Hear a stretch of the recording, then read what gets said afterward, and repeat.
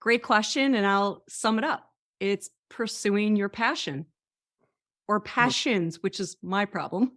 I have more than one, right? But it's the idea that almost everything you're doing kind of aligns. It's like the Greg McGowan essentialism. It kind of all comes together to one path, and that's your passion. Welcome to Your Next Big Project is You, a podcast based around the theme of time. Time to be able to press pause on life. Time to reevaluate what's important. Time to reminisce about where you've come from, what you've learned, and what you've accomplished. Time to revisit your goals, dreams, and vision. And time to remember the people in your life. That's it, my friends. If you've got time, fasten your seatbelt and listen in as we discuss opportunities for the next 5 to 25 years of your life. And remember, your next big project is you.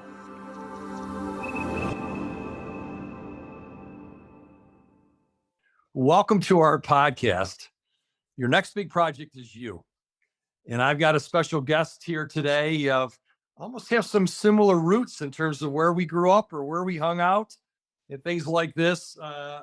Jennifer Goldman from Jennifer Goldman Consulting. Welcome to the podcast today. So much of a pleasure to have you here, my friend, and to hear your journey and your story. I know. You know I love talking with you, so it's always I great know. to share. That's the beauty of this. When I was just reviewing after just knowing you for a few years now and looking at the by my standards, an amazing journey to success. When someone's got 30 years now under their belt, when you've worked with 1,000+ businesses to thrive, as you say, I think that's a good spot to start in today in terms of what does it really mean to thrive to you? You work with people like me and a Yep. lot of other companies, bigger, smaller. Yep. I'm just one of those 1,000+, but what's it mean to thrive? So am I. So am I. Great question, and I'll sum it up. It's pursuing your passion or Mm. passions, which is my problem. I have more than one, right? But it's the idea that almost everything you're doing kind of aligns. It's like the Greg McGowan essentialism. It kind of all comes together to one path, and that's your passion. Well, it's funny. I told you I've got a book I'm working on. Passion never sleeps. There And you I go. think when you're constantly thinking about Jen, helping people to really open up the zipper on their chest, to reach in and touch their heart and their soul the best way you can through your questions and your experiences. There's a way to getting to that magic, isn't there? From a process perspective, to talk to people and listen. Yes, So I, that's I exactly. wanted to talk, I wanted to find out more about that journey and the type of people you work with. And if there's any special moment of pride for some of your clients that you've been able to help to transform their businesses. Some of those ones that are up on that pedestal of the client pride for you. So tell us a little bit about the journey, and then I'd love to hear about a couple of those clients. You don't need to mention the names, but the types of companies they were and the transformation that they were able to go through and to achieve new results. Yeah. The journey I talk less about, but it's what allows me to talk with owners with empathy and with understanding. So Mm. that's why it's important. I mean, and you know my roots, but Buffalo, New York girl, started working in businesses in my teens because you worked while you went to school and played sports. That was the deal. And just job after job or career path, step after career path step, I kept redoing how they operated, their processes, what people were doing to rise them up to a higher level, use the brain power that they had and the passions that they had. And so I went from a bank to a broker dealer to a wealth management firm to a family office firm to a venture capital. I mean, kept going and going. And then finally, in my early 30s, I'll date myself. I had done it enough times in different types of businesses that I was like, this is great and I love it. And it's time for me to do it on my own. And so flipping around, that's where I get the 1,000+ businesses. Just working with them, trying to help them rise up and out of the weeds. And I have fun stories. Listen, I've got bad stories too, right? Like not everything comes out roses.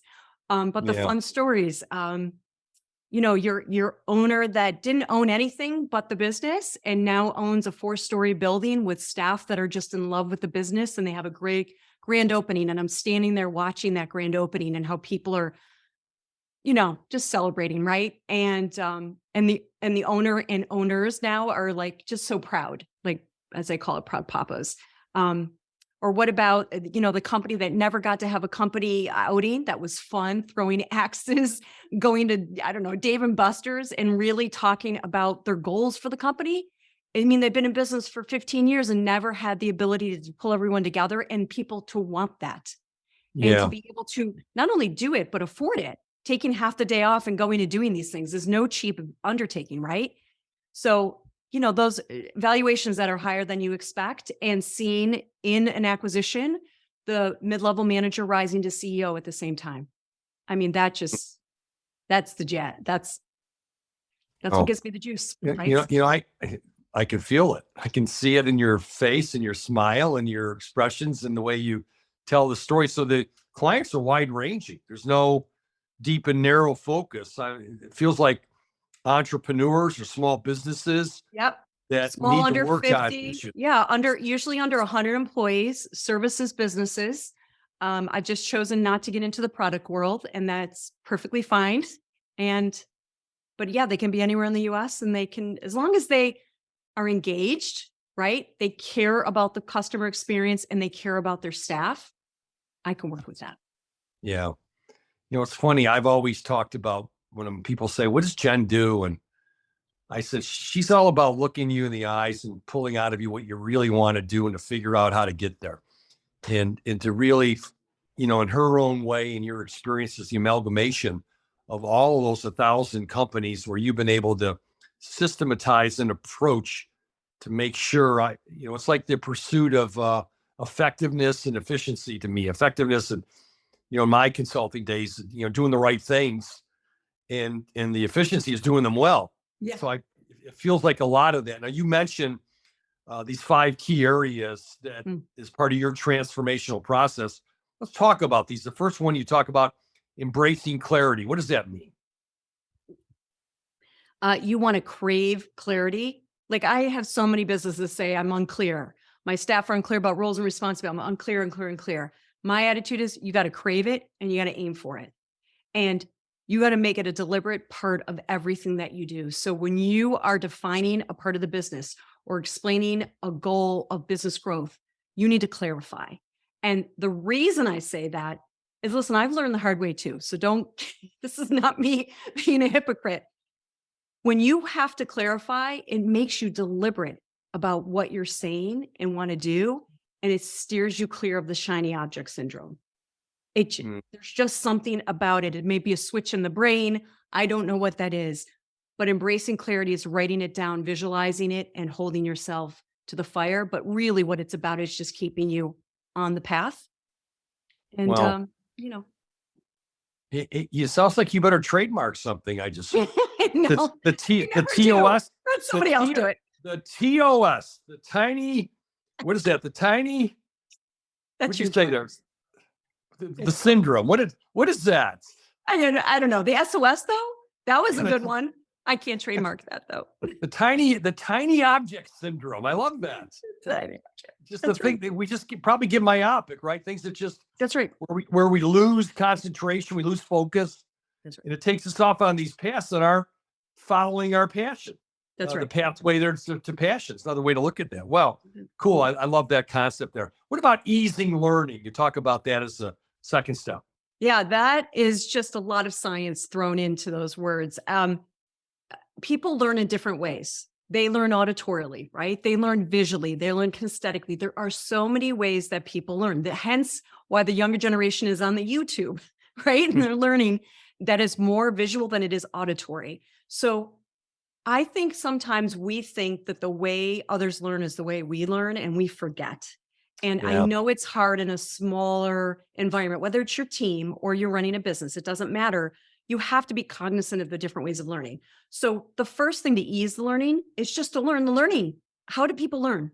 Just a simple VARC assessment or something, right? And then give it to them in that manner. So that's why, like, even social media, you might see a short couple words, an image, or a video, because it captures all three ways. Well, cool. I love that. It's a way of adapting, That's right. ways of leading, managing, coaching around ways that, people are going to receive it properly in a way that you can get a nod to say, I get it. I understand. In reaching those different points of how they learn. Makes a That's lot of right. sense. And then adopting, right? I mean, we're not teaching just to teach in theory. We're teaching so people adopt, whether it's a habit, some piece of knowledge. So if we ease the learning on the person, some might say reduce the friction, you're going to get higher adoption, faster success. Yeah. What about engaging staff? That seems Yeah. self-explanatory, but it's probably much deeper than what I'm thinking about right Of now. course it is. No, it's not. It's as deep as you want it to go. So a couple ways, engaging staff, right? We know the typical, take the breaks during the day, take them on outings, get them out. I was joking when I wrote some throwing axes, whatever that is. Engaging staff really means also in the office, let them define their goals, let them define their job description, their career paths, the compensation they want, how their personal and their business goals interact. I don't care if I'm working with a biotech company or an automotive it doesn't matter what business. The each person has a general sense of why they're there working and what that means for their personal life. We forget to engage them to let them write what they want to get out of the position and their career and what that means for their personal. So let them do that. And that's highest engagement you can possibly have. It's different than that old 9-1 style of management that I grew up on, where you're going to do this. Here's your job description. Here's what you need to do. That's right. These are your hours. That's I right. expect you to do this. You got any issues, any questions? There's the door. That's right. That's And by that's the what way, it was like many years ago. Yeah, my purpose is your purpose. This is not Jack Welch style. This is now. It's not that way. Yeah. Well, it's interesting. The next word you use. I was talking to one of my creativity partners today around something I'm working on, and he said, "This is energizing me, Leo." And your fourth step here is about energizing growth as you talk about this. So we start with clarity to learning to engaging. Now we're energizing folks. Talk to me more about that, please. So some might think this is hokey pokey, but I'm going to go for it. When I work with businesses and they have clarity around the pieces of the business and people are adopting new effective habits and the staff are engaged, what do you think happens to the energy level of the business? It hums to a whole new level. And so then we get into, well, how do you grow? And we always talk, well, you could acquire, you could bring on a team, you could sell, business development, you could do marketing. I want to talk about energizing growth just by humming at a higher level. That higher frequency of energy, which is positive, makes it into the customer interactions. They become raving fans. What do raving fans do? Talk about you in a positive way, which brings in business.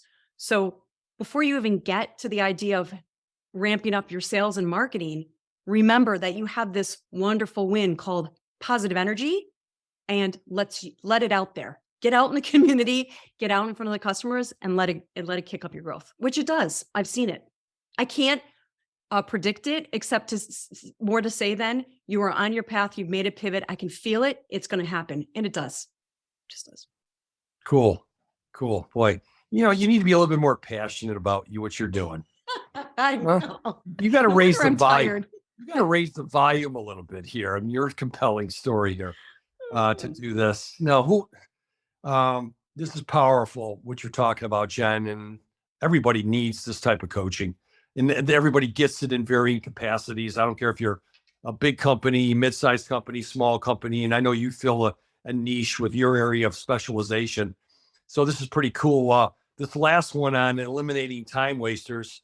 I wonder if I should take my journal out here, because I probably could share about 100 things with you as well in this area. But what are some of the ones that seem to pop up more often than not? I'll tell a story. And this is a story I've been telling for 17 years in different shapes and forms. This story is just yesterday. So we think that, and you're going to laugh, scheduling calls and doing it manually is the way to do it. And I think we've forgotten that people are okay with picking the day and time they want to talk with you. So this is one tiny little time waster, by the way, that I'm going to make it big for a sec. I always talk about appointment scheduling tools, and people think, oh, that's just a piece of tech. It's tiny. It actually lets you block your time. And I don't know about you, but as a leader in a team or an entrepreneur, we complain about not enough time, aka then not enough energy. So when I talk about eliminating time wasters, I'm talking about these little things that have a huge impact and difference on your time and your day. And there's a zillion of them. That's just like one idea that just changes your world. And by the way, changes the consumer trying to reach out to you, changes the provider or the vendor or whatever it is, because you've made it easy on them too. So that's eliminating time wasters. We could spend all day and night on it, but isn't it interesting how it comes down to the simplicity of life and decisions that for some reason we fight? You know, I always say simple is not easy. A lot of people, right? And when you master things like this, and we fight things in terms of this. In one of our programs, we talk about if you had an extra hour a day, how would you use it? Right. It's Isn't interesting. Crazy, but yet the other day I had a call with a major international firm that's looking to outsource some work. Okay. And the first thing he said, we had literally not even 30 minutes to talk. We were both crunched on both ends. And he said, I just got to spend a couple minutes telling you how great of an experience it was to book a call with you. And I'm thinking, this is a massive, I can't even say with this, massive firm. It is the simple things. It's the little things. I don't know why we continue to struggle with time wasters, aka friction, but sometimes just, you got to pick one and just run for it, do it. And, wow. Yeah. How the heck do you manage all of the clients you have, and then knowing you as a devoted wife, a loving mom, phenomenal business owner, philanthropic part of your heart? You're busier than heck. If anybody needs those electronic sources for managing your time, and you're one that doesn't waste any time from spending time with you. How do you stay balanced with everything going on in your life? I don't. I have, a coach. I have a peer team. I have business friends that compete with me that talk with us. We talk with each other. It's the same as you do, right? You have this circle of trust group of people. You have, I always joke, I have an understanding family, right? They know my passions because I lead with passion. So, they understand that it's not maybe just, crazy. And no, I have my moments. Listen, I'm not a complete success. I've had my moments that I can come back to the table to business and say, listen, I've been through that. I've been through the bad hires and the bad off hires, right? I've been through growing too fast and then growing too slow, spending too much on one thing and not spending enough on another. I mean, thank you for flattering me, but I'm perfect not being perfect. I think that's part of it, right? Well, it's interesting. I think it's good for listeners to here's someone that's got proven expertise in helping others to get their act together, to find their passion, develop an organization to achieve unbelievable, extraordinary results and changes in their life. But yet you embrace coaching for yourself. That's right. As someone who is a coach to others for your occupation. Absolutely. Your core competency is coaching. Your core competency is passion. In the old, someone told me once, for he or she to enkindle another, he or she must glow. And your glow and that smile just comes across every time I pick up the phone, whether I see you or don't see you, you can feel it. So I'm curious, as some of my newest work is really getting in and working with a lot of successful folks who've achieved a lot. People like you have a lot of blessings in their life, a lot of things that you've been able through hard work and in a pursuit of excellence in your practice of helping people. You've earned it to do this, but they're telling me they want to be around like-minded people to learn and to talk about people's journeys. And are they living a life with significance? Do they have regrets? What does abundance mean to them? How they use their time, their talent, their treasure. You're involved in that. Having gratitude, having perspective, realizing what you have, Jen, and what your clients have, and what others don't. Yes. And then pursued as you, best mom, best daughter, best wife, best member of a community, best coach, things that the roles in your life, and ultimately living your legacy. How do these principles, through any one of those, grab you? Significance to legacy that you're hearing in your coaching with many of the people that you're privileged to work with? Yeah, I mean, definitely legacy. To be honest, I don't work with businesses that only see the longevity of the business until they want to quit working. They want to build something bigger than themselves. They want their people to thrive within the team and to possibly even take over the business if possible. So that's absolutely a part of it. The other thing is, listen, you know this better than me. Abundance, you have to go from abundance and you have to go from positivity. Now, don't get me wrong. There are days when my husband will tell you I am very negative, but I know that in the moment I can call it out. I can be honest about it, right? The owners that I work with are going from abundance most of the time. And they're just, every once in a while, they just need to pick me up. We all do. Like, it's just understandable, right? Just give me a solution on this so I can move forward and get back to abundance. The better businesses are taking breaks. And that's one thing I learned the hard way. Not taking, you can call it what you want, break, sabbatical, go stare at a wall for 3 days. That was a bad lesson. And now they're taking those breaks. They're taking the Wow. breaks. And that's really great because I'll tell you, when they're gone, their staff feel great and empowered. And when they come back, boy, are they fun, at least for the first week. But I can imagine your husband saying, "Hey, Jen, honey, why don't you go back to work tonight? Looks like you've had one of those days. I don't think the kids and the dog are going to be giving you any love tonight because you're immersed in 100 other things that are going on." So we all have those days and those nights and things that are going on. But I agree with you. The concept of abundance, looking at your time, your talent, your treasure, the concept of intentional stewardship, of realizing there's other people's lives you can impact with those critical issues are really, really important. So Jen, you've got to go to copyright, TOS, the tiny object. Thank you for solving everything for me. You're the awesome. tiny object syndrome. I'm going to show it to you right now. The tiny object syndrome, the humming at a higher level. This is all part of your great lexicon. This is who you are. It all came out of me, not made up. I know it's just flowing. We got to put that on your website or whatever. Oh, and I wanted to say this to the end because how honored I am, privileged, and I didn't want to say this at the beginning. I might have turned off some listeners, that I've got an original member of the Bills Mafia growing up in beautiful Buffalo.